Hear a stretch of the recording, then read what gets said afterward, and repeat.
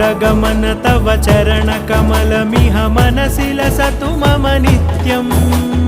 गरुडगमन तव चरणकमलमिह मनसि लसतु मम नित्यम् मनसि लसतु मम नित्यं मम तापमपाकुरु देवा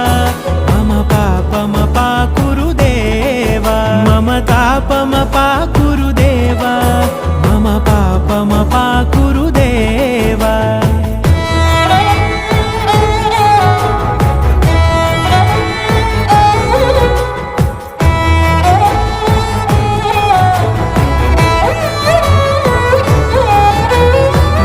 जनयन विधि नमुचिहरण मुख विबुध विनुत पद पद्मा जल जनयन विधि नमुचिहरण मुख विबुध विनुत पद पद्मा